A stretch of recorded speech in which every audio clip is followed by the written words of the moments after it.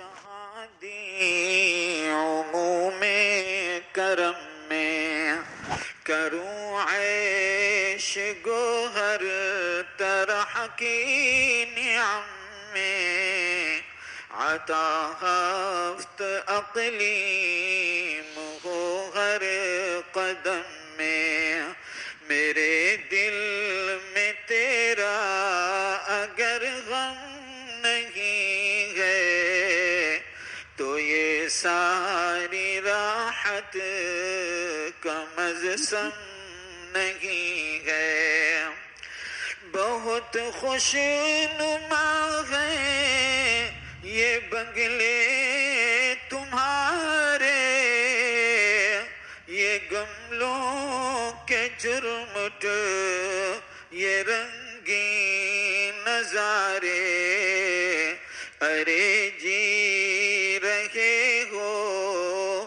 یہ کس کے سہارے کہ مرنے سے ہو جائیں گے سب کنارے اگر قرب جانے بہارا نہیں ہے یہ ننگے خزاں ہے گلستان نہیں ہے یہ ننگے خزاں ہے گلستان نہیں ہے تمہیں سے ہے جنت بھی جنت ہماری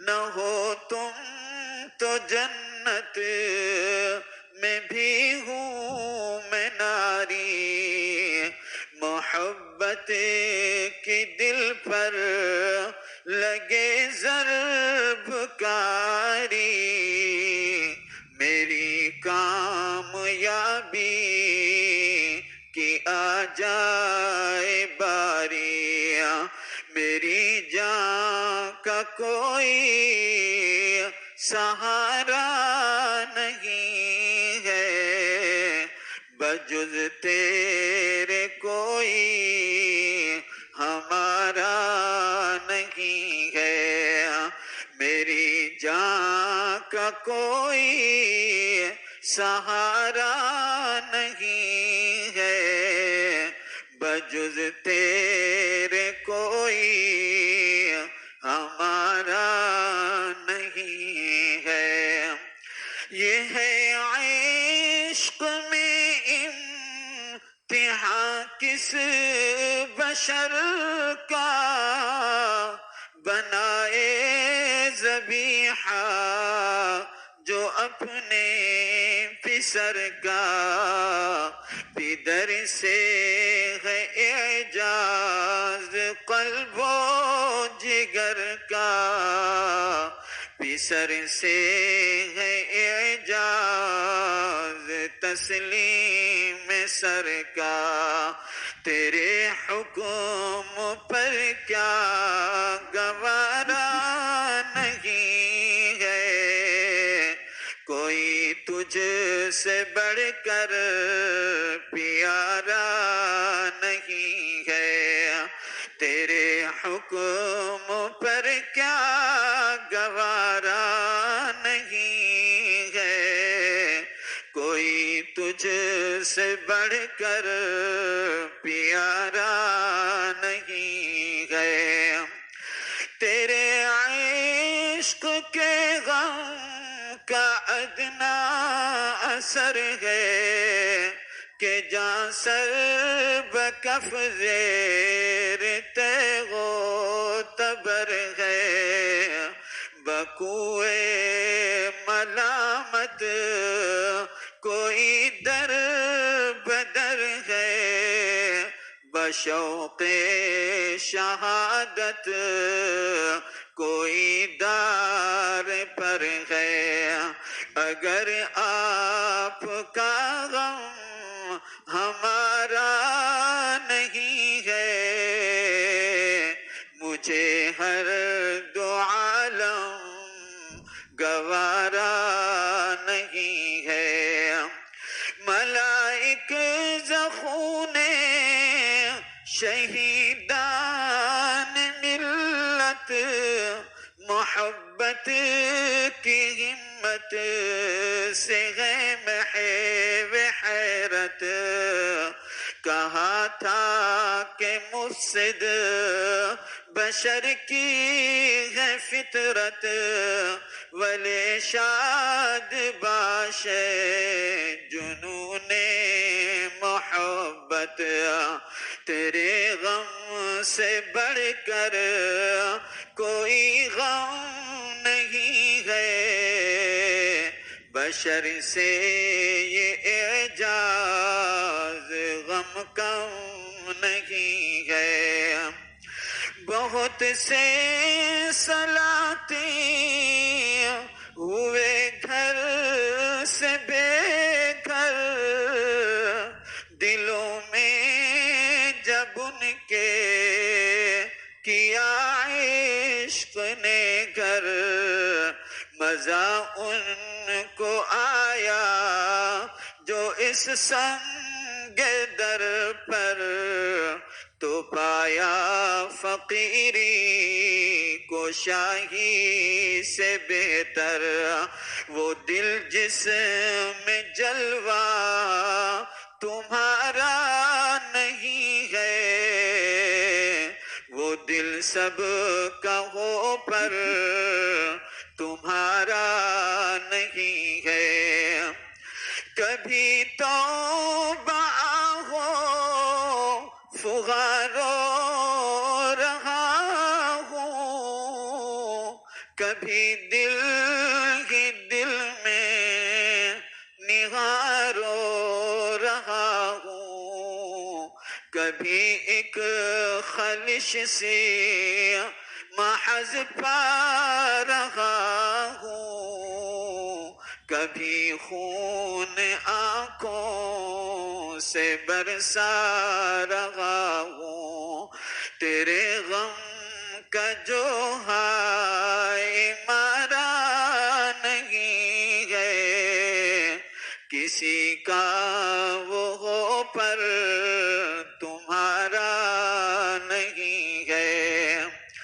جگہ ہے وہی ساری دنیا میں خوش تر جہاں آپ کے در پہ ہوگا میرا سر نہ ہرگز میرا سر ہو اور غیر کا در یہی ہے شب و روز فریاد اختر نہ ہرگز میرا سر ہو اور غیر کا در یہی ہے شب و روز فریاد مظہر جو ہے آپ کا بس وہی ہے ہمارا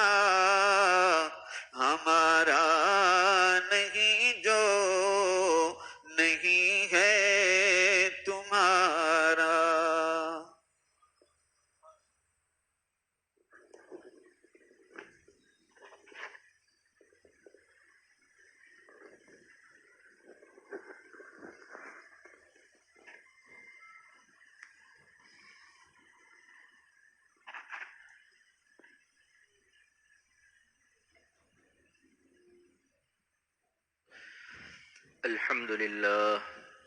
الحمد لله وكفى وسلام على عباده الذين اصطفى أما بعد فأعوذ بالله من الشيطان الرجيم بسم الله الرحمن الرحيم قل إن صلاتي ونسكي ومحياي ومماتي لله رب العالمين لا شريك له وبذلك أمرت وأنا أول المسلمين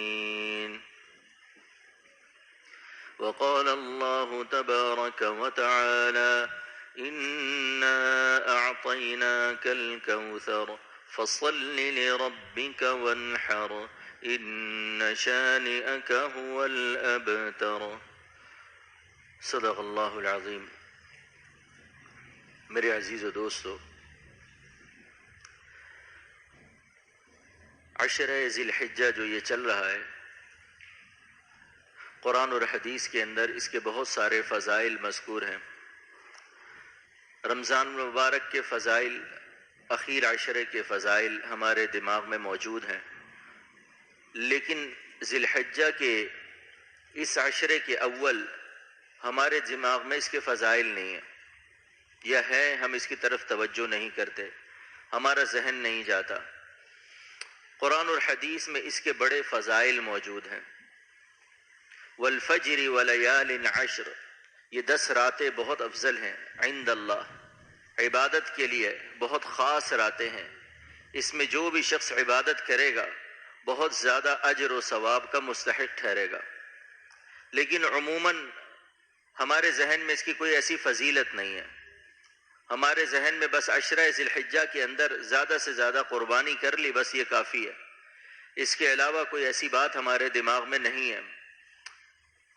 حدیث شریف میں آتا ہے کہ اس میں ایک دن کا روزہ رکھنا 1 سال کے نفل روزے رکھنے کے برابر ہے، اور یوم عرفہ کا روزہ رکھنا 1 سال پچھلے اور 1 سال اگلے کے گناہوں کا کفارہ ہے۔ یہاں پر محدثین نے لکھا کہ جو شخص یہ چاہے کہ اگلے سال اللہ اس کو پوری زندگی دے تو یوم عرفہ کا روزہ رکھ لے، کیونکہ جب رسول پاک صلی اللہ علیہ وسلم نے فرمایا کہ پچھلے اور اگلے سال کے گناہوں کا کفارہ ہے، تو ضرور ہی اگلے سال زندہ رہے گا، جبھی تو کفارہ ادا ہوگا۔ تو اس میں ایک عمر میں برکت کی بھی بشارت ہے۔ کوشش کرے کہ یوم عرفہ کا کم سے کم روزہ رکھ لے، ان راتوں میں عبادت کو اپنا معمول بنائے۔ اصل میں ہم اگر حقیقتاً سوچیں، وقتاً فوقتاً خدا تعالیٰ ایسے مواقع ہمیں میسر کرتے ہیں کہ جس سے ہمارا دل و دماغ عبادت کی طرف منتقل ہو۔ رمضان آ گیا، عبادت کی، اللہ کو راضی کیا، اللہ کو منایا، ذکر اذکار، نوافل، صدقہ خیرات۔ رمضان گیا، سب گیا۔ 2 مہینے کے بعد عشرہ ذی الحجہ آیا، پھر اللہ کی طرف سے ایک منادی آ گئی کہ دیکھو پھر عبادت کرو، تمہارے عبادت میں کیا ہو رہی ہے؟ کمی ہو رہی ہے، کوتاہی ہو رہی ہے۔ محرم آ گیا، اس میں بھی 2 روزے ہیں۔ پھر اسی طریقے سے 15 شعبان ہے، شب معراج ہے، شب برات ہے۔ یہ سب ہمیں اللہ کی طرف سے ایک پیغام ہے کہ ہم اپنے دل و دماغ کو عبادت کی طرف لے کر آئے، عبادت میں اپنا دل لگائے۔ آخرت کے اندر نجات کا دار و مدار عبادت یعنی اعمال کے اوپر ہے، یعنی ہمارا عقیدہ اور اعمال اگر درست ہوں گے تو نجات ہوگی، ورنہ نجات نہیں ہوگی۔ دنیا کے اندر خالی سوچنے سے اور باتیں کرنے سے کوئی نہ مالدار ہوتا ہے نہ کوئی غریب ہوتا ہے، لیکن آخرت کا معاملہ بالکل جدا ہے۔ اس میں اگر ہم بزرگوں کی، اولیاء اللہ کی باتیں کریں، قرآن کریم کی تلاوت کریں تو بھی ہمارے درجات بلند ہوتے ہیں۔ دنیا کے اندر بھی اللہ پاک اس کی برکت سے ہماری عمر میں برکت دیتا ہے، بدن میں قوت دیتا ہے، چہرے پہ بشاشت دیتا ہے، رزق میں برکت دیتا ہے۔ اعمال صالحہ دنیا کے اندر بھی اپنا اثر ظاہر کرتے ہیں، اور آخرت میں تو کریں گے ہی کریں گے، اس میں تو کوئی 2 رائے نہیں ہے۔ تو میرے دوست عزیزو، یہ جو عشرہ ذی الحجہ ہے، اس کے اندر رسول پاک صلی اللہ علیہ وسلم نے فرمایا یہ افضل ایام ہے۔ اب افضل ایام تو ہیں، اگر ہم قدر کریں تو افضل ایام ہے، نہ قدر کریں تو جیسے باقی دن گزر گئے ویسے یہ بھی گزر جائے گا۔ رمضان کا مہینہ آیا، نہ روزہ رکھا، نہ تلاوت کی، نہ قرآن کریم ختم کیا، نہ تراویح پڑھی، کوئی عبادت، کچھ نہیں، تو کوئی رمضان غیر رمضان میں فرق ہے؟ نہیں ہے۔ العیاذ باللہ، آج ہم میں بہت سارے ایسے لوگ ہیں جن کے رمضان اور غیر رمضان میں کوئی فرق نہیں۔ اللہ کا شکر ہے کہ اللہ نے ہمیں روزہ رکھنے کی، تراویح پڑھنے کی توفیق دی ہے، شکر ادا کرے تاکہ اس پر پختگی اور دوام آئے۔ اسی طرح یہ عشرہ ذی الحجہ کے اندر بھی یہی کام ہے کرنے کے۔ 5 کام میں عرض کروں آپ کو کثرت سے کرنے چاہیے ایسے مواقع پر۔ کلام اللہ کی کثرت کرے، اللہ کا کلام پڑھنے سے دل کا زنگ دور ہوتا ہے، ہمارے دلوں میں محبت دنیا کی ایسی رچی بسی ہے کہ دلوں کو زنگ لگ گیا ہے. ہم مسجد میں بھی اپنے کاروبار کے بارے میں سوچ رہے ہوتے ہیں، لیکن کاروبار میں ہم کبھی مسجد کے بارے میں نہیں سوچتے. ہم ذکر اللہ اور تلاوت کے اندر قرآن کریم کو پڑھتے وقت بھی اپنے کاروبار، اپنے مال و متاع کے بارے میں سوچ رہے ہوتے ہیں، لیکن جب اپنے مال و متاع میں جاتے ہیں تو ہمیں خدا یاد نہیں آتا، اللہ یاد نہیں آتا. بزرگ تو وہ ہے، اللہ والے تو وہ ہیں جو سچے، کب ہر جگہ ان کو اللہ یاد رہتا ہے. جہاں جاتے ہیں تیرا فسانہ چھیڑ دیتے ہیں، جہاں جاتے ہیں تیرا فسانہ چھیڑ دیتے ہیں، کوئی محفل ہو تیرا رنگ محفل دیکھ لیتے ہیں. اللہ والے تو رمضان، غیر رمضان، ذی الحجہ اور اس کے محتاج نہیں ہے. وہ تو ہر وقت ان کا دل اللہ کی طرف لگا ہوا ہے، ہر وقت اللہ کی طرف لگا ہوا ہے. اللہ سے مناجات ہو رہی ہے، ہر وقت اللہ سے باتیں ہو رہی ہیں. کسی مجنون کو دیکھے، پاگل کو دیکھے جو کسی نامحرم عورت کے عشق میں مبتلا ہو، تو وہ سوتے ہوئے بھی باتیں کر رہا ہے، وہ چلتے ہوئے بھی باتیں کر رہا ہے، وہ اٹھتے بیٹھتے ہوئے باتیں کر رہا ہے. تو دنیا اس کو کیا کہتی ہے؟ یہ بڑا سچا عاشق ہے، یہ واقعی مجنون ہے. تو خدائے تعالی وہ تو سب سے زیادہ محبوب ہے، سب سے زیادہ احب ہے ہمیں. تو جو ان کا سچا عاشق ہوگا اس کو بھی کسی پل چین نہیں آئے گا، وہ ہر وقت اپنے رب سے باتیں کرتا رہے گا. تم سا ہمدم کوئی دمساز نہیں ہے، تم سا کوئی ہمدم دمساز نہیں ہے، باتیں تو ہیں ہر دم مگر آواز نہیں ہے. ہم تم ہی آگاہ ہیں بس اس ربط خفی سے، ہم تم ہی آگاہ ہیں اس ربط خفی سے، معلوم کسی اور کو یہ راز نہیں ہے. اللہ سے جو باتیں کرو، اتنے گناہ ہیں سب معاف فرما دے، سارے مصائب و پریشانیوں کو دور فرما دے، عافیت اور سلامتی والی زندگی عطا فرما دے. ایک مسکین اور فقیر بھی کہہ سکتا ہے یا اللہ مجھے بادشاہت عطا فرما دے. کسی کو نہیں پتا، اللہ کو معلوم ہے، اللہ سن رہے ہیں. تو میرے دوستو عزیزو، قرآن کریم کی تلاوت یہ دلوں کا زنگ دور کرتی ہے. عبادت میں دل لگتا ہے، چہرہ روشن ہوتا ہے، اعصاب میں قوت آتی ہے، بدن میں قوت آتی ہے، نشاط آتا ہے. انسان جب اللہ کا کلام پڑھے گا، دنیا میں کوئی بادشاہ کا کلام یا بادشاہ کی تعریف میں کلام پڑھ کے سنائے تو بادشاہ کیا کرتے ہیں؟ اس کو ہیرے جواہرات، زمین اور تحفے تحائف دیتے ہیں. تو وہ احکم الحاکمین رب العالمین کا کلام پڑھے، وہ اس کو تحفے تحائف نہیں دیں گے، دنیا میں بھی دیں گے، آخرت میں بھی دیں گے. ہم لینے والے بنے، وہ تو دینے والا ہے ہی، ہم لینے والے بنے. وہ تو خود کہہ رہے ہیں ادعونی استجب لکم، مانگو مجھ سے میں تمہیں دوں گا. قرآن کریم کی تلاوت کا جس کا معمول بن جائے، سمجھے کہ اللہ کی محبت اس کے دل میں آ رہی ہے.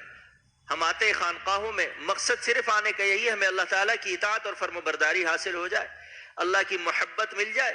قرآن کریم کی تلاوت شروع کر دے. اللہ کی محبت پیدا کرنے کا سب سے قوی ترین ذریعہ کلام اللہ کی تلاوت ہے. ایسا ہو ہی نہیں سکتا آپ روزانہ کسی کو یاد کریں اور کہیں مجھے اس سے محبت ہی نہیں. آپ کو کہنے کی ضرورت ہی نہیں، کہے گا آپ کے منہ سے تو جب منہ کھلتا ہے نام اسی کا نکلتا ہے، آپ کیسے کہہ رہے ہیں محبت نہیں ہے. اسی طرح جب ہم ہر وقت اللہ کا کلام پڑھے، تلاوت کرے، جس کو آخری 10 صورتیں یاد ہے وہ پڑھ لے، سورہ یاسین یاد کر لے، سورہ رحمان یاد کر لے، سورہ واقعہ یاد کر لے. ہمت ہے، قوت ہے، جوش ہے، جذبہ ہے تو سورہ کہف یاد کر لے. جتنا یاد کر سکتے ہیں وہ تو یاد کرے، پھر اس کو وقتاً فوقتاً دہراتے رہے. سورہ ملک کا معمول بنا لے فجر کے بعد، سورہ واقعہ کا معمول بنا لے عشاء کے بعد، سورہ یاسین کا معمول بنا لے فجر کے بعد. کتنی مزیدار زندگی ہو جائے گی. جو زندگی شروع ہوئی صبح سے خدائے تعالیٰ کے کلام سے شروع ہو، وہ بہت ہی پاکیزہ اور بہت ہی اچھی زندگی ہے. تھوڑا سا وقت لگتا ہے، چیزیں کھل کر سامنے آتی ہیں. تو میرے دوستو عزیزو، قرآن کریم کی تلاوت کی کثرت کریں اپنے اعتبار سے، جتنا سہولت سے پڑھ سکے، اور وقت کے ساتھ ساتھ اس میں تھوڑا اضافہ کرتے رہیں. ایسے مواقع آ گئے ڈبل کر دے، پھر جب یہ مواقع گزر گئے پھر اپنی پرانی ترتیب پہ آ جائے. لیکن ناغہ نہ کرے. ناغہ روح کا فاقہ. ذکر کا ناغہ، دادا جان رحمۃ اللہ علیہ فرماتے تھے، ذکر کا ناغہ روح کا فاقہ ہے. جس دن آپ نے ذکر نہیں کیا، یعنی اس دن آپ نے روح کو ناشتہ نہیں کرا، روح آپ کی بھوکی ہے. ہم تو سوچے ہماری روح کتنی بھوکی ہے، سالہ سال سے ہم نے ذکر نہیں کیا.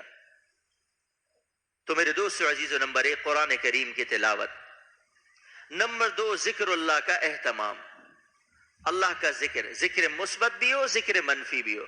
ذکر مثبت کیا ہے؟ چلتے پھرتے اللہ کا نام لیں، اور جو ہمارے معمولات ہیں خانقاہ کے اس کو پورا کیا جائے۔ اور ذکر منفی کیا ہے؟ کہ گناہوں سے بالکل یا اجتناب اور پرہیز کیا جائے۔ دادا جان رحمۃ اللہ علیہ فرماتے تھے یہ مواقع خدائے تعالیٰ نے اس لیے پیدا کیے کہ اس میں ہم شدت کے ساتھ اپنے نفس سے ایک مطالبہ رکھے اس کے سامنے کہ ان 10 دنوں میں خدائے تعالیٰ کی نافرمانی کا ایک کام نہیں کرنا، ایک سیکنڈ اپنے مالک کو ناراض نہیں کرنا۔ جب ہم ناراض نہیں کریں گے، روح ہماری صاف ہوگی، ہمیں ذکر اور قرآن کریم کی تلاوت کا مزہ آئے گا، تبھی تو ہمیں بعد میں اس میں دل لگے گا۔ سچی بات ہے، ہم آپس میں بیٹھتے ہیں بات کرتے کہتے یار قرآن پڑھتے مزہ ہی نہیں آتا، ذکر کرتے مزہ ہی نہیں آتا، نماز پڑھتے مزہ ہی نہیں آتا، تو کیسے مزہ آئے گا؟ کیسے مزہ آئے گا؟ کسی کو ملیریا ہوا ہے، اس کو آپ میٹھا کھلائیں کڑوا لگے گا، کھانا کھلائے بے ذائقہ لگے گا، نہیں کھایا جائے گا۔ تو پہلے اپنے گناہوں کا ملیریا اتاریں، اپنے گناہوں کے ملیریا کا اللہ والوں سے علاج کروائے، اس کے بعد پھر عبادت جو ہم کریں گے اس کا صحیح مزہ ہمارے جسم کو اور روح کو دونوں کو آئے گا۔ روح تو ہر حال مزے لیتی ہے، لیکن بعض اوقات کیفیت اتنی بڑھ جاتی ہے کہ حسی طور پر جسم کو بھی مزہ آنے لگتا ہے۔ جسے ہم واقعہ سنتے ہیں کہ خواجہ حسن بصری رحمت اللہ علیہ ایک غلام خرید کے لائے، کہا کہ غلام تیرا کیا نام ہے؟ کہا غلام کا کوئی نام نہیں ہوتا، مالک جس نام سے پکار لے بس وہی اس کا نام ہے۔ کہے غلام تو کیا پہنے گا؟ کہا غلام کا کوئی لباس نہیں ہوتا، مالک جو پہنا دے وہی لباس ہوتا ہے۔ کہا غلام تو کیا کھائے گا؟ کہا غلام کا کوئی کھانا نہیں ہوتا، مالک جو کھلا دے وہی کھانا ہے۔ چیخ ماری اور بے ہوش ہو گئے، اور جب ہوش آیا کہا حر لوجہ اللہ، تم آزاد ہو اللہ کی رضا کے لیے۔ اس نے کہا نہ میں نے آپ کی کوئی خدمت کی کہ جس سے آپ متاثر ہوں، مجھے آزاد کر دیں۔ کہا ظالم تو نے مجھے اللہ تعالیٰ کی بندگی سکھا دی۔ اصل چیز ہے خدائے تعالیٰ کی بندگی۔ ابھی قربانی آئے گی، نئے نئے فلسفے گھڑنے والے شروع ہو جائیں گے، اتنا اسراف ہو گیا، اتنا گوشت فریزر میں جانے سے جگہ نہ ہونے کی وجہ سے ضائع ہو گیا، کاش اگر بعد میں کرتے آہستہ آہستہ تو یہ غریبوں تک پہنچ جاتا۔ 100 قسم کے دعوے اور دلائل ہوں گے، ان سے یہ پوچھا جائے کہ یہ جانور تم نے پیدا کیا، یہ لوگوں کو پیسہ تم نے دیا، یہ امر ربی ہے، رب کا حکم ہے، ہمیں اس کی غرض نہیں کہ کیسے ہوگا، کہاں ہوگا، کیوں ہوگا، رب کا حکم ہے، بس کر دے، ختم، اللہ جانے اس کا کام جانے۔ تو میرے دوستو عزیزو، ذکر اللہ، جب ہم گناہوں سے بالکل ہی اجتناب کریں گے، معصیت سے اجتناب کریں گے، تو پھر روح ہمارے ذکر کی لذت کو محسوس کرے گی، اور جب جس چیز میں لذت آتی ہے تو پھر دل خود بخود لگنا شروع ہو جاتا ہے۔ تو میرے دوستو عزیزو، میں عرض کر رہا تھا کہ اس کے اندر ذکر اللہ کی کثرت کرے، اللہ کے ذکر کی کثرت، مثبت اور منفی دونوں۔ نمبر 3، صدقہ و خیرات اپنی حیثیت کے مطابق۔ اور یہاں پر ایک بات، ایک مسئلہ یاد رکھے کہ قربانی کے دن جس کے اوپر قربانی واجب ہے، وہ 20,000 روپے کا ایک بکرا کاٹ دے تو اس کی قربانی کا فریضہ ادا ہو جائے گا، لیکن اگر وہ اس کی جگہ 1,00,000 روپے صدقہ کر دے تو اس کا قربانی کا فریضہ ادا نہیں ہوگا، یہ یاد رکھے۔ یہ میں آپ سے بتا دوں، بہت سارے لوگ ہیں کہتے ہیں کہ ہم نے قربانی کی جگہ پیسہ کیا کر دیا، صدقہ کر دیا، غریب کا علاج کرا دیا۔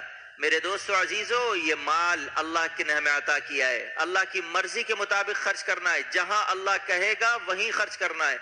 جہاں تک رہ گئی صدقہ خیرات، اس کے لیے شریعت نے اور احکام رکھے ہیں، زکوٰۃ ہے، عشر ہے، خراج ہے، خمس ہے، یہ ساری چیزیں موجود ہیں۔ صدقہ خیرات کے اپنے الگ فضائل ہیں۔ آج آپ 10 جانور قربانی کے دن صدقے کی نیت سے کاٹ دیں اور ایک چھوٹی سی بکری قربانی کی نیت سے کاٹ دیں، وہ ان 10 سے زیادہ افضل ہے، وہ ان 10 سے زیادہ افضل ہے، کیونکہ رب تعالی شانہ کا حکم یہ ہے۔ دین اللہ کی اطاعت اور فرما برداری کا نام ہے، نفس کی خواہشات اور اتباع کا نام نہیں ہے۔ خدا تعالی ہمیں نفس کی پیروی کرنے سے حفاظت فرمائے ہماری۔ یہ نفس انسان کو ہلاک کرنے کے بعد چھوڑتا ہے، اس سے پہلے نہیں چھوڑتا۔ آہستہ آہستہ یہ اللہ سے ایسے دور کرتا ہے کہ انسان اتنا دور چلا جاتا ہے کہ بعض اوقات واپسی بھی ممکن نہیں رہتی. خدا تعالی ہماری، ہم سب کی، ہماری اولاد کی حفاظت فرمائے. تو تیسرے نمبر پہ میں نے آپ کو بتایا صدقہ و خیرات کرے. چوتھے نمبر پہ جو ان دنوں میں نے آپ کو بتایا روزے، یہ رکھ لے. اس میں بھی آپ کا فائدہ ہے، ثواب ہے. نفسانی خواہشات کا زور ٹوٹتا ہے، روحانی قوت کا غلبہ ہوتا ہے جب انسان روزہ رکھتا ہے. خدا تعالیٰ دیکھتے ہیں کہ تمام حلال نعمتیں موجود ہونے کے باوجود میرے حکم پر یہ رکا ہوا ہے. رمضان میں تو چلے فرض ہے، یہاں تو فرض بھی نہیں ہے. اور اللہ کو پیار آتا ہے ایسے بندے پہ، اور پیار آتا ہے اللہ کو کہ میری راہ میں کتنی قربانیاں پیش کر رہا ہے، کتنی مشقتیں اور تکالیف اٹھا رہا ہے مجھے راضی کرنے کے لیے. کیا بعید کہ اللہ ہمارے انہی روزوں سے راضی ہو جائے. انہی روزوں کی برکت سے اللہ ہمیں اپنا پیارا بنا لے، اپنا محبوب بنا لے، مقصد جو ہے وہ ہمارا حاصل ہو جائے. پانچویں نمبر پر میرے دوستو، تکبیر، تسبیح، تحمید، تہلیل. ان چار چیزوں کی کثرت حدیث میں آئی ہے کہ یہ افضل ایام کا خاص ذکر ہے. تکبیر اللہ اکبر، تسبیح سبحان اللہ، تحمید الحمدللہ، تہلیل لا الہ الا اللہ. چرتے پھرتے اٹھتے بیٹھتے صبح و شام اپنا وظیفہ، اپنا معمول بنا لے. سبحان اللہ، الحمدللہ، اللہ اکبر، لا الہ الا اللہ، پڑھتے رہیں پڑھتے رہیں. کثرت کرے اس کی. اللہ کو ان دنوں میں یہ وظیفہ بہت پسند ہے. اور یہ الفاظ عام دنوں میں بھی عند اللہ محبوب ہیں، لیکن ان دنوں میں کچھ خاص فضیلت ہے اس کا، کچھ خاص معاملات ہے. کیونکہ حجاج حج کو گئے، وہ بھی اللہ کی تحمید، اللہ کی تکبیر بیان کر رہے ہیں، اللہ کی وحدانیت کا اقرار کر رہے ہیں. یہاں سے ہم بھی کریں. تو میرے دوستو عزیزو، اس کی کثرت کرے. وقت بنانے کے لیے ہے، سننے کے لیے نہیں ہے. یعنی جو باتیں سن لی اور وہ عمل میں آ گئیں تو گویا ہم نے حق ادا کر دیا. آپ کو کوئی شخص بریانی کی تعریف کرتا رہے اور اس کے فضائل اور مناقب سناتا رہے، نہ کھائے نہ کھلائے، کو فائدہ ہوگا؟ کو فائدہ ہوگا؟ نہیں ہوگا. لیکن کوئی آپ کو بریانی کے نہ فضائل سنائے نہ مناقب بیان کرے، لیکن ایک پلیٹ آپ کے سامنے رکھے، خود بھی کھائے آپ کو بھی کھلائے، کیا بات ہے. ان اعمال کے اندر بھی یہی چیز ہے کہ چلتے پھرتے اللہ اکبر، سبحان اللہ، الحمدللہ، لا الہ الا اللہ، ہماری زبان مرطوب رہے، اس کے ساتھ ہماری زبان کے اندر مٹھاس رہے ان الفاظ کی. یہی مزہ ہے اصل. تو میرے دوست عزیزو، اس کی کثرت کرے. پھر اس کے بعد کیا ہے؟ یوم عرفہ کا روزہ ہے ایک دن کا، جس کا میں نے آپ کو بتا دیا کہ ایک دن، ایک سال پچھلا اور ایک سال اگلے کے گناہوں کا کفارہ ہے. کتنی مزیدار بات ہے، پورے سال کے گناہ ایک روزہ کھا گیا، اگلے سال کے بھی کھا گیا. اگر غور کریں تو کتنی مزے کی بات ہے. کتنے اہتمام سے ہم اس روزے کو رکھے ہیں. رسول اللہ صلی اللہ علیہ وسلم نے فرمایا، آپ صلی اللہ علیہ وسلم کی رائے پر تو، قول پر تو کسی کو شک نہیں ہے، آپ کی بات تو سچی ہے، پکی ہے، اس میں تو کوئی دوسری چیز کی گنجائش ہی نہیں ہے. اب اس نظریے کو رکھ کر سوچے کہ اگر ہم یہ روزہ رکھے، ہمارا پچھلا اور اگلا سال دونوں کیا ہو، گناہوں سے پاک ہو جائے. کتنی مزے کی بات ہے. اور میرے دوستو عزیزو، اس کے بعد ایک اور چیز ہے، تکبیر تشریق. ہم بدھ کے دن فجر سے، جیسے 9 ذی الحجہ کی فجر سے اللہ اکبر، اللہ اکبر، لا الہ الا اللہ، واللہ اکبر، اللہ اکبر وللہ الحمد، ہر نماز کے بعد ایک دفعہ پڑھیں گے. ایک دفعہ سے زائد پڑھنا خلاف سنت ہے، اور ایک دفعہ مرد عورت کے اوپر پڑھنا واجب ہے. مرد کے اوپر زور سے پڑھنا واجب ہے اعتدال کے ساتھ، اور عورت کے اوپر آہستہ پڑھنا واجب ہے. ایک مسئلہ یہاں پہ یاد رکھے کہ شریعت نے دیکھے تکبیر پڑھی جا رہی ہے، اللہ اکبر، اللہ سب سے بڑا ہے، اللہ اکبر، اللہ سب سے بڑا ہے، لا الہ الا اللہ، اللہ کے سوا کوئی معبود نہیں ہے، واللہ اکبر، اللہ سب سے بڑا ہے، اللہ اکبر، اللہ سب سے بڑا ہے، وللہ الحمد، تمام تعریف اللہ کے لیے. ان کلمات کا بھی خواتین کو حکم دیا جا رہا ہے کہ آہستہ پڑھنا. کتنی شریعت نے پردہ پوشی رکھی ہے، سطر کا خیال رکھا ہے، عورت کی آواز بھی اس کی سطر میں داخل ہے، کہ اللہ نے اپنے احکامات کو بھی کہا کہ تم نے کیا کرنا ہے، آہستہ آواز میں پڑھنا ہے، کہیں کوئی نامحرم تمہاری آواز نہ سن لے۔ اس کو سامنے رکھ کر یہ سوچے کہ جو خاتون بے پردہ بازار میں گھومتی ہے وہ عند اللہ کتنی مبغوض ہے، اور جو پردے میں گھومتی ہے اور دکانداروں سے خوب گپ شپ کرتی ہے کتنی مبغوض ہے۔ سوچنے کی بات ہے۔ بلا ضرورت خواتین کا گھر سے نکلنا بھی ٹھیک نہیں ہے۔ تو میرے دوستو عزیزو، 9 تاریخ کی فجر سے لے کر 13 تاریخ کی عصر تک اس کو پڑھنا ہے، ہر نماز کے بعد۔ اگر خدا نخواستہ کوئی نماز رہ جائے تو جب اس نماز کی قضا کرے تو پھر اس کو زور سے پڑھے ایک دفعہ، اللہ اکبر اللہ اکبر۔ اس میں یہ بھی ضروری نہیں کہ امام پڑھے، امام بھول گیا مقتدی پڑھے، امام کو یاد آ جائے گا، امام پڑھے گا مقتدی کو یاد آ جائے گا، لیکن اتنی آواز زور سے نہیں پڑھنا کہ جو بعد میں لاحق ہوئے ہیں جن کی 1-2 رکعتیں نکل گئی وہ بھول ہی جائیں کہ آگے ہم نے پڑھنا کیا ہے۔ بعض لوگ بڑی زوردار آواز نکالتے، اعتدال سے پڑھیں تاکہ دوسروں کی نماز خراب نہ ہو۔ قرآن کریم کی تلاوت، میں نے آپ کو اتنے فضائل بتائے، پتہ نہیں کتنے بے شمار فضائل اللہ کے کلام کے، لیکن اس کے متعلق بھی یہی ہے کہ اگر کوئی شخص سو رہا ہے تو اتنی زور سے مت پڑھو کہ کسی کی نیند خراب ہو۔ اللہ نے کتنا مسلمانوں کا آپس میں انسانیت کا خیال رکھا۔ ہونا تو یہ چاہیے تھا کہ تم اللہ کا کلام ہے زور سے پڑھو، یہ بھاگے جائے جہاں اس کو سونا کہیں اور جا کے سوئے۔ اللہ کا کلام ہے نا، وہ بندہ بھی تو اللہ کا ہے، لیکن نہیں، کہا میرا کلام آہستہ پڑھ لینا، میرے بندے کو تکلیف مت دینا۔ اللہ اپنے بندوں کا اتنا خیال کرتے۔ پھر یہی بندہ جب اللہ تعالیٰ کو تکلیف دیتا ہے گناہ کر کر کے، اللہ کو کیا تکلیف دیتے ہیں، اپنے آپ کا ہی نقصان کرتے ہیں، خدا تعالیٰ کو ناراض کرتے ہیں، اور بتاتے ہیں کہ ہم ان نوازشات اور لطف اور کرم کے مستحق نہیں ہیں جو آپ ہم پر کر رہے ہیں۔ سوچنا چاہیے، خدا تعالیٰ کی طرف سے ہر وقت ہمارے اوپر لطف و کرم اور عنایات، نوازش، کیا کیا نعمتیں نہیں ہیں، اور ادھر سے جواب میں کیا کیا خباثتیں، گناہوں کی غلاظتیں، کمینگیاں، کیا کیا نہیں ہے۔ سوچنا چاہیے۔ تو میرے دوستو عزیزو، اس کو پڑھیں۔ اس کے بعد آ جاتی ہے قربانی۔ قربانی یہ ایک واجب ہے ہمارے امام ابو حنیفہ رحمۃ اللہ علیہ کے نزدیک، جس کے پاس جو زکوٰۃ کے نصاب کا مالک ہے اس پر بھی قربانی ہے، اور جو زکوٰۃ کا نصاب کا مالک نہیں ہے لیکن زکوٰۃ کی بقدر اس کے پاس مال و متاع اور اسباب اضافی ہے گھر کے اندر، اس پر بھی قربانی واجب ہے۔ اچھا، زکوٰۃ واجب ہونے کے لیے پورے 1 سال گزرنا شرط ہے، پورا 1 سال، لیکن قربانی واجب ہونے کے لیے 1 گھنٹے کی بھی شرط نہیں۔ اگر قربانی والے دن کسی کو اتنی رقم مل گئی اسی وقت قربانی واجب ہو جائے گی، اس کے لیے کوئی سال شرط نہیں ہے۔ یہ ذہن میں رکھے اور یاد رکھے، قرآن میں اللہ فرماتے ہیں لن ینال اللہ لحومها ولا دماؤها ولکن ینالہ التقوی منکم، میرے پاس تمہارا گوشت اور اس کا لحم اور خون نہیں آتا، وَلَكِنْ يَنَالُهُ التَّقْوَى مِنْكُمْ، ان کو تو ہم سے تقوی چاہیے اس کے اندر، کہ اللہ کی اطاعت اور فرما برداری جو سنت ابیکم ابراہیم ہے اس کو اسی روح کے مطابق ادا کرنا،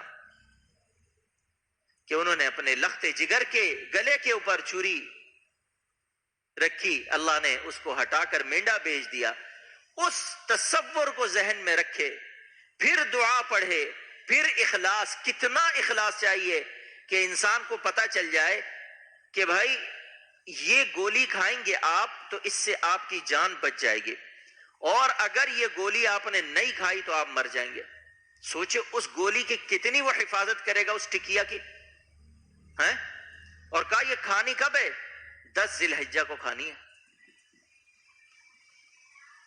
اگر محدثین لکھتے ہیں کہ اگر وہ چھری عند اللہ، تو اللہ کو تو سب معلوم ہے، ہمیں نہیں معلوم ہے، اللہ کیا تو یہی منظور تھا کہ یہ اس طرح ہوگا اور مینڈا آئے گا کٹ جائے گا، لیکن لکھتے ہیں کہ اگر مینڈا نہ کٹتا تو یہی سنت چلتی ہر کسی کے لیے۔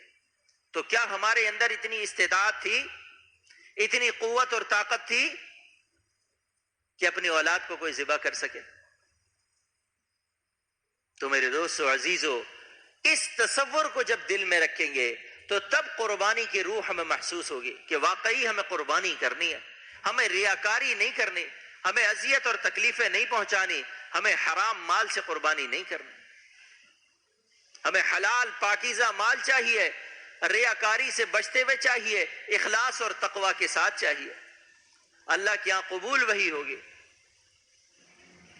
اللہ کے ہاں اعمال کی فرائض کے اندر، واجبات کے اندر کیفیت اور کمیت دونوں مطلوب ہے، لیکن نوافل کے اندر کیفیت جتنی زیادہ بڑھے گی وہ عند اللہ اتنی ہی مقبول ہوگی۔ مثال سے سمجھا دو، ایک شخص 20 رکعت نفل پڑھتا ہے، اللہ اکبر، گھر میں گھوم رہا ہے، کام فلانا ڈھمکانا سب 20 رکعت پڑھ لی، سب سیر بھی ہو گئی، آدھے گھنٹے سارے کام بھی سوچ لیے کیا کیا کرنا ہے، اور ایک شخص 2 رکعت پڑھتا ہے اللہ اکبر کہہ کے دنیا و ما فیہا سے بے خبر ہوگا، خالص اللہ کے سامنے کھڑا، اس کو کچھ نہیں پتا، وہ اپنے رب سے بات چیت کر رہا ہے، یہ اس 20 رکعت سے بہت زیادہ افضل ہے، یہ 2 رکعت۔ سمجھ رہے میری بات کو؟ لیکن اگر فرض نماز ہے جیسے ظہر کی، کوئی کہتا ہے میں 4 رکعت پڑھوں گا، میرا دماغ ادھر ادھر گھومے گا، تو بہتر نہیں کہ میں دماغ لگا کے 2 پڑھ لوں، بھائی وہ بغیر گھومے کے ساتھ 4 ہی افضل ہے، کیونکہ اللہ نے 4 ہی فرض کیے ہمارے اوپر، تو وہاں پہ 4 ہی پڑھنی پڑے گی، وہاں یہ سلسلہ نہیں لگے گا۔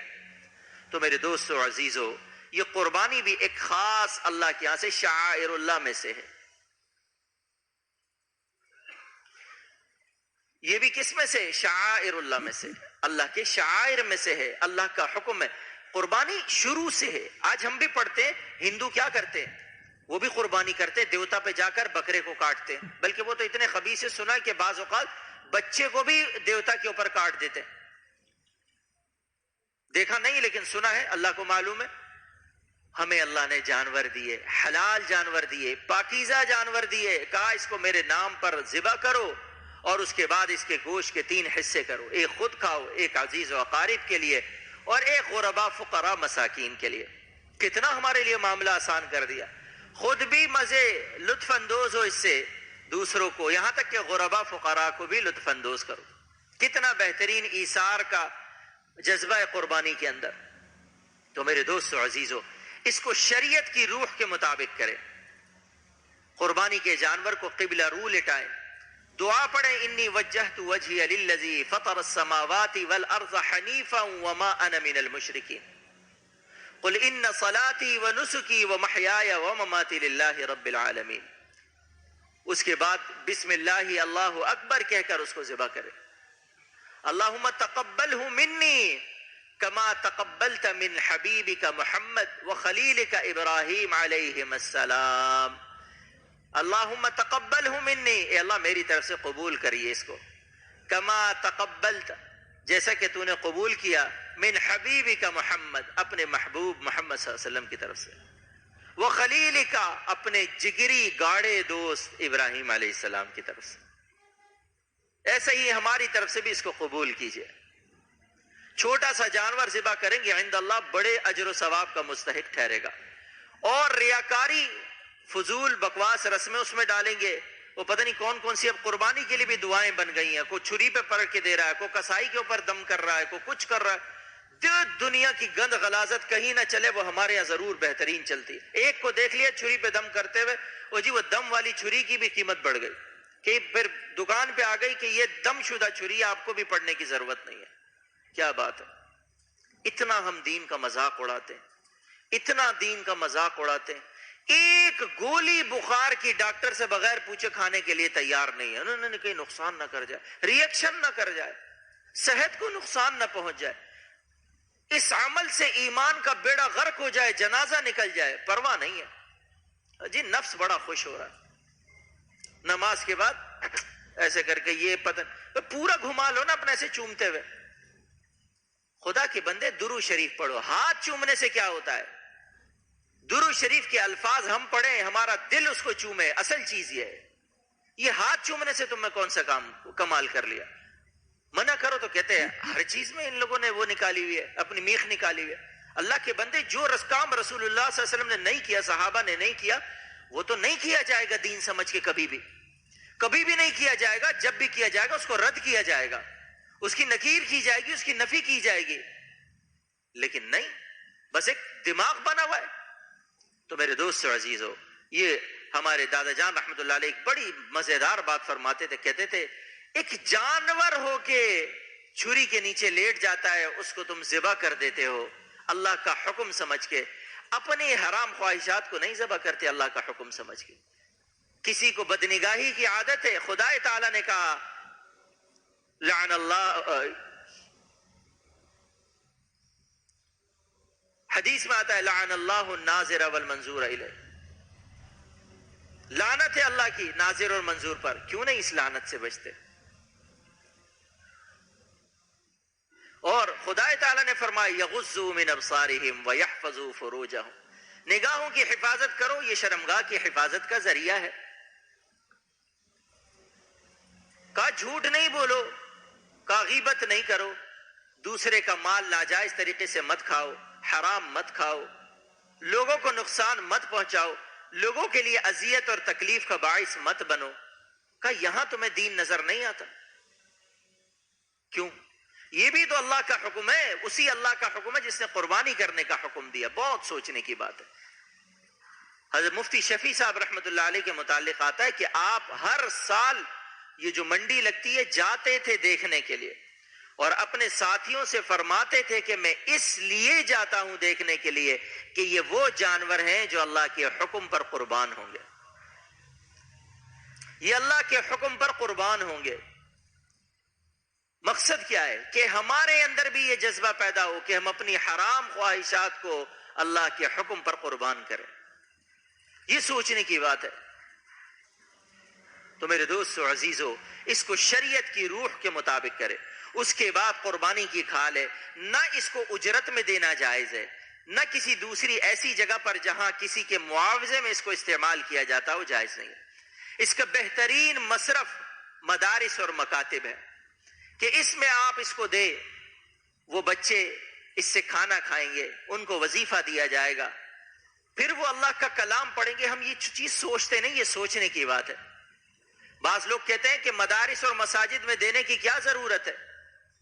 میرے دوستو عزیزو، اگر سوچو کہ آپ کی زکوٰۃ ایک اس شخص کو آپ دے رہے ہیں جو بیمار ہے، ٹھیک ہے، ہم نہیں منع کرتے، آپ دیں، لیکن وہ پھر وہاں سے صحیح ہونے کے بعد کیا کرے گا؟ عام دنیا میں اپنے کام کاج کرے گا. اور ایک اس شخص کو آپ زکوٰۃ دے رہے ہیں کہ جو وہ اس زکوٰۃ کو اللہ کا کلام، رسول اللہ صلی اللہ علیہ وسلم کا کلام پڑھنے پڑھانے میں خرچ کرے گا. کیا دونوں برابر ہو جائیں گے؟ سوچیں ہماری زکوٰۃ کہاں جا رہی ہے، ہمارے صدقات خیرات کہاں جا رہے ہیں. اور دوسری بات، قربانی کی کثرت کرے. اللہ کے رسول صلی اللہ علیہ وسلم نے اپنی حیثیت کے مطابق کثرت کرے. دادا جان رحمت اللہ علیہ فرماتے ہیں میں جب حضرت پھول پوری رحمت اللہ علیہ سے پہلی دفعہ زندگی میں ملاقات کرنے گیا تو وہ بقرعید کا دن تھا. بقرعید کا دن تھا.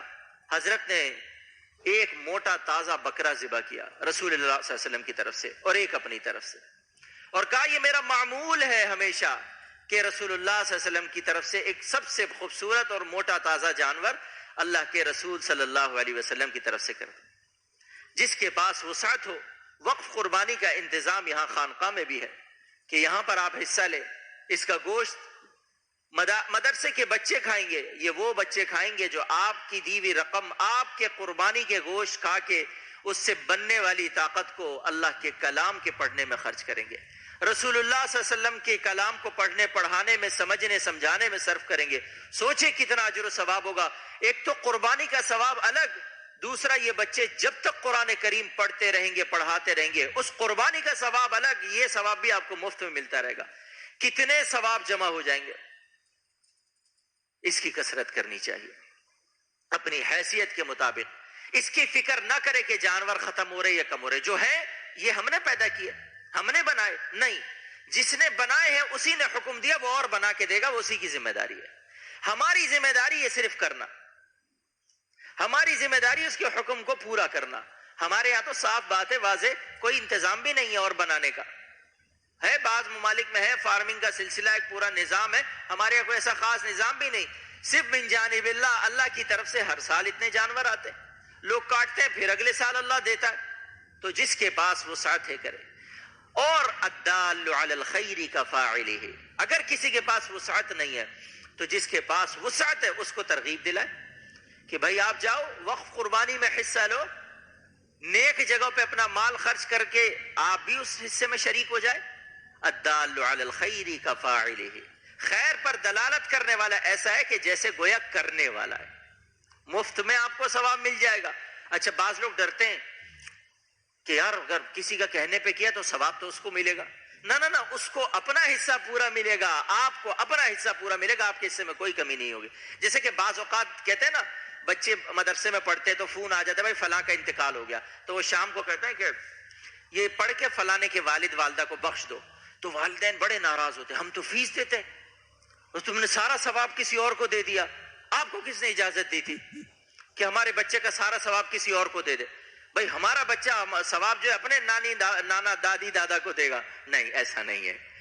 آپ کے بچے کو پورا ثواب ملے گا. یعنی کسی کو بخشنے سے یہ نہیں ہوتا کہ وہ ثواب ختم ہو جاتا ہے، اس کو چلا جاتا ہے. آپ کو اپنا حصہ پورا ملے گا اور جس کو آپ بخشیں گے اس کو بھی پورا ملے گا، کیونکہ وہ خالق سے معاملہ ہے، کسی مالک سے نہیں ہے.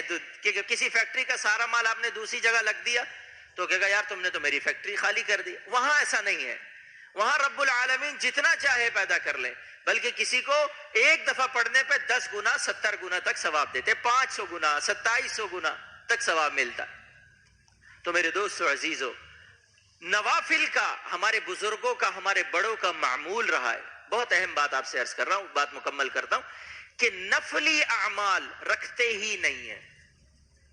ادھر پڑھا ادھر دے دیا، ادھر پڑھا ادھر دے دیا، ادھر سے ارواح متوجہ ہوتی ہے، دعائیں ملتی ہیں. اور جب آپ دیں گے خدا بڑا غیرت مند ہے، اس سے 10 گنا جب ہم چلے جائیں گے ہمیں ملے گا. 2 رکعت پڑھ لی نفل، یا اللہ اس کا ثواب پیارے محبوب صلی اللہ علیہ وسلم سے لے کر آج تک جتنے مسلمان دنیا سے چلے گا سب کو پہنچا دے. بلکہ حضرت آدم علیہ السلام سے لے لے یہاں تک قرآن کریم کا ایک سپارہ پڑھ لیا، اپنے اعزاء اقربا کو تو زیادہ شریک کرے نام لے کے، بلکہ خاص کر دے ان کو، تینوں قل پڑھ کے ان کے لیے خاص کر دے کہ ہمارے والدین اعزاء اقربا جو چلے گا ان کا نام لے کر ان کو بخش دے. وہ بھی ان کے بھی جب درجات بلند ہوں گے وہ بھی اللہ سے پوچھیں گے یہ کیسے، اب تو میں نے کوئی عمل نہیں کیا، میں تو یہاں آ گیا، تو تمہارے فلاں رشتہ دار نے کیا کیا، یہ ثواب تمہارے لیے بھیجا. کتنی مزے کی بات ہے، کتنا اس سے ہمیں فائدہ اٹھانا چاہیے کہ ان کو ہم اتنا مضبوط کر دے کہ جب ہم جائیں تو وہ ہمیں گلے لگا لے. سب سے پہلے تو خدا تعالیٰ ہمیں وہاں پہنچائے ان کے پاس. تو میرے دوستو عزیزو، نفلی اعمال دینے کا جذبہ پیدا کرے، دوسروں کو اس میں شریک کرنے کا جذبہ پیدا کرے اور اپنی اولاد کو بھی سکھائے. جب یہ سکھائیں گے، ہمارے بڑوں کا معمول تھا کسی فقیر محتاج مستحق کو 1-2 روپیہ دینا تو بچے کے ہاتھ سے دلواتے. ابھی سے یہ جذبہ پیدا ہو دینے کا، ابھی سے یہ تربیت ہو. تینوں قل بچوں سے کہے پڑھو، دادا کو بخش دے. تینوں قل پڑھو، نانا کو، دادی کو، نانی کو، پر دادا کو، پر دادی کو، پر نانی کو، پیارے محبوب صلی اللہ علیہ وسلم کو. ان کے تو احسانات اتنے بے شمار کہ جتنا پڑھو اتنا کم ہے. ہر جمعرات کو، اور ایک روایت میں آتا ہے ہر پیر کو رسول پاک صلی اللہ علیہ وسلم پر اعمال پیش کیے جاتے ہیں امتی کے. تو جو امتی کثرت سے درود شریف اور نوافل کا ثواب رسول پاک صلی اللہ علیہ وسلم کو پہنچائے گا، کتنے اللہ کے رسول خوش ہوں گے کہ اس سے مجھے دیکھا نہیں. 1400 سال بعد بھی ایک میرا ایسا امتی ہے کہ جو روزانہ تینوں قل پڑھ کے مجھے بخشتا ہے، تینوں قل پڑھ کر مجھے اس کا ثواب پہنچاتا ہے. سوچے کتنا ثواب کی بات ہے، اور پھر ہمیں الگ مفت میں ثواب مل رہا ہے. تو میرے دوستو عزیزو، نوافل کی کثرت کرے. نوافل سنت مؤکدہ کی حفاظت کا ذریعہ ہے، سنت مؤکدہ واجب کی حفاظت کا ذریعہ ہے، واجب فرائض کی حفاظت کا ذریعہ ہے. جتنا دور چلے جائیں گے اتنی ہی یہ فرائض اور واجبات اور سنن مؤکدہ محفوظ ہوتے جائیں گے. جیسے کہ بادشاہ کا گھر ہوتا ہے، کہتے ہیں یہ بادشاہ کے گھر کی حفاظت کی دیوار ہے، یہ اس کے باغیچے کی، اور یہ اس کے پاسبان کی، یہ اس کے اور پوری کالونی کی، یہ اس کے پورے علاقے اور محلے، وہ 20 دیواریں. کہتے ہیں اب بادشاہ بالکل محفوظ ہے.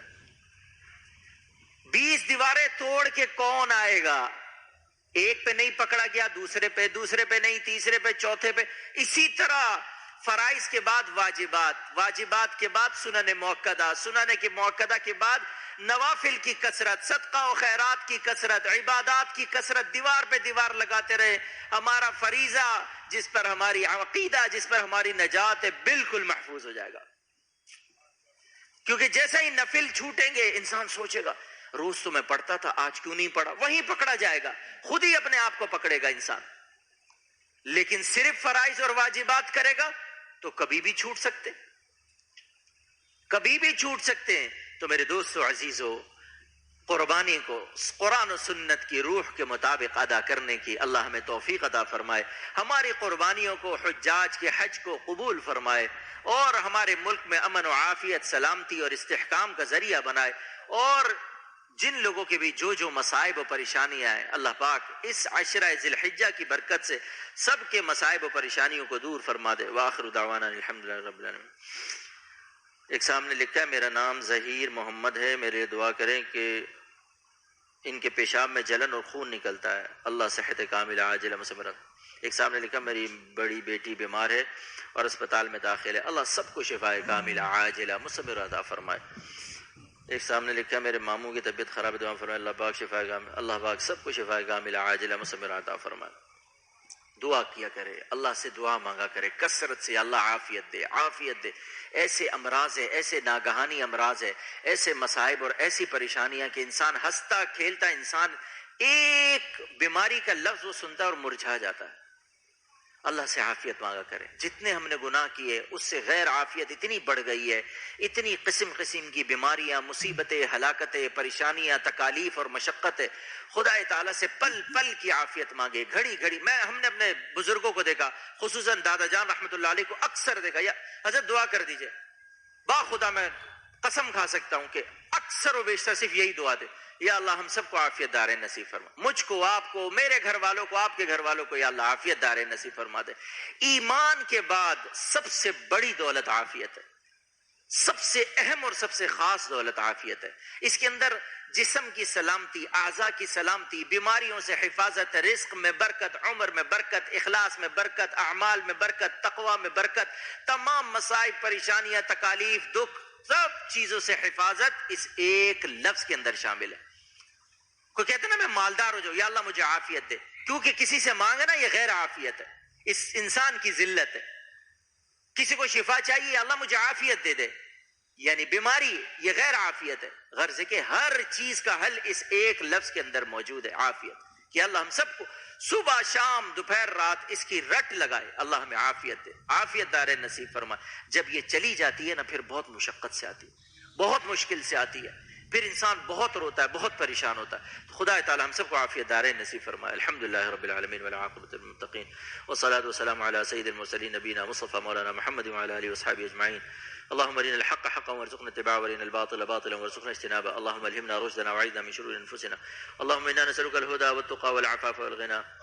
اللهم اجعل ثارنا على من ظلمنا وانصرنا على من عادانا ولا تجعل مصيبتنا في ديننا ولا تجعل الدنيا أكبر همنا ولا مبلغ علمنا ولا غاية رغبتنا ولا تسلط علينا بذنوبنا من لا يرحمنا ولا يخافك فينا.